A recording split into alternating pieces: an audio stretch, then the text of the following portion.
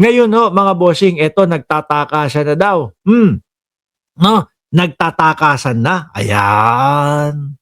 With question mark, no? Sino daw po? Ayan, no? Tumakas na with question mark. Bilyar relative linked to flood control controversies leave Philippines. Sabi ni Santos daw po, mga kababayan. Nako po. Eto na. Kung maalala nyo ho, mga boss G Pamo, sir, si Ramon Tulfo, merong wento, no? Meron siyang wento. Doon daw po sa loob ng ICC, nung naimbitahan daw po si Mark Villar, nagwala daw po. Mga kababayan, sabi po ni Tulfo yun, ha? Siguro nag-init ang ulo. Hindi niya expect na tatanungin siya ng mga ganito, ganyan. Tapos pagkatapos noon, bigla daw, mga bossing, na, hindi daw. Totoo. Biglang sinabi, merong mag-iimbestiga sa mga bilyar o sa bilyar ng hiwalay at separate. Kasi ang iniisip ko doon, baka big time man ho baka malakihan ho yung sa mga bilyar kaya hindi kakayanin na ihalo doon sa mga ICC eh. Ngayon nagsisialisan na ho ng bansa. Di ba? Kaya ang tanong ng politiko, tumakas na, bilyar relatives linked to flood control controversies, leave PH Santos. Kung maalala nyo yung isa, sino ba yun? Si Bunuan. Biglang lumabas din ng bansa yun. Nakabalik na ba yun? Hindi ko alam kung nakabalik na o hindi. Pero isa din yun di ba? Biglang labas din ng bansa Sabi dito, a relative of the Bilyars who was linked to the anomalous flood control project has left the country according to Las Piñas representative Mark Anthony Ramos. Santos pala. Kala ko ako Sabi dito, Santos discloses that the politician contractor Carlo Aguilar left the Philippines just 5 days after former Department of Public Works and Highway Undersecretary Roberto Bernardo testified before the Senate last month. Naglalabasan na. Wala nang nagpaparamdam ng mga DDS. Lahat nagtatago na. Di ba? Siguro sinamahan na si Bato de la Rosa. Fleeing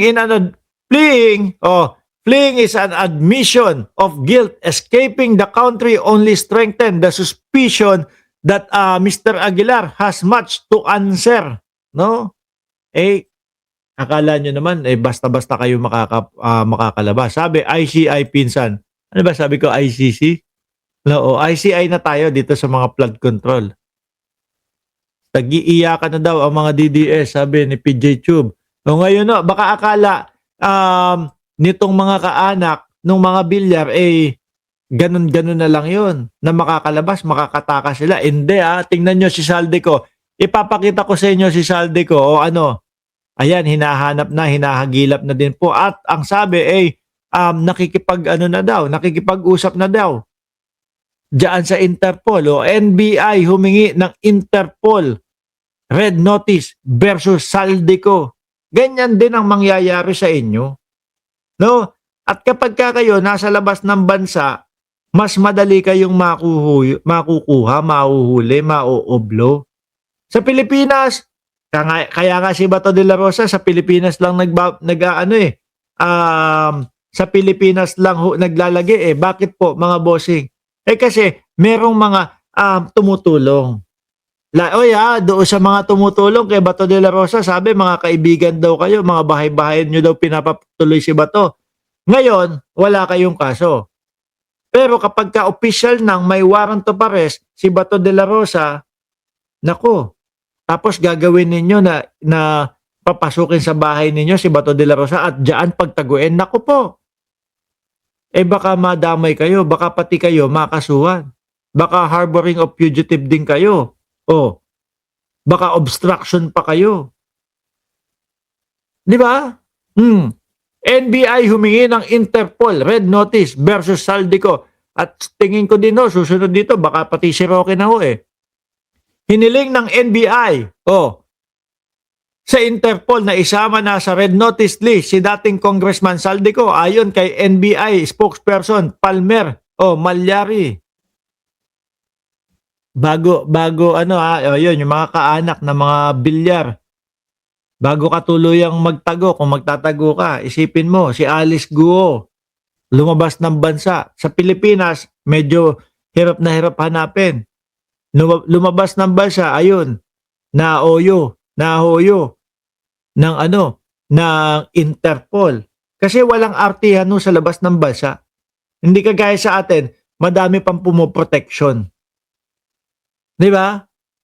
So, ayan. Ayon kay NBI spokesperson Palmer Malyari, idinaan ang request ng Philippine National Crime Office. Kapag ka naaprobahan agad, ipapadala ang notice sa lahat ng miyembrong bansa upang ipaalam na may umiiral na warrant of arrest kay Saldico. O ganyan lang din ang gagawin sa inyo. Kaya kahit magsilabasan kayo, ma-OOU kayo at mahuhuli pa din kayo. Di ba? Ang Interpol Red Notice ay isang global alert na ginagamit ng law enforcement agencies para matunton at maaresto ang individual na nasa ibang bansa at sangkot sa mga kasong kriminal. Siko, idineklarang pogante. O kapag ka ikaw, hindi ka din bumalik ng Pilipinas, may yari ka. Sabi ni Edmond Sumalde, Boss Mark, si General Torre ang mag-aresto, nasa floating naman siya.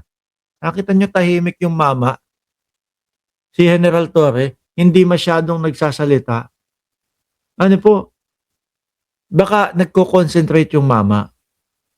Baka inilalaan niya yung kanyang enerhiya o kanyang energy para arestuhin itong mga ito, mga boss. No? Para arestuhin si Bato de la Rosa, arestuhin yung iba pa. At para arestuhin din ang Vice President. Kay Vice President Sara Duterte.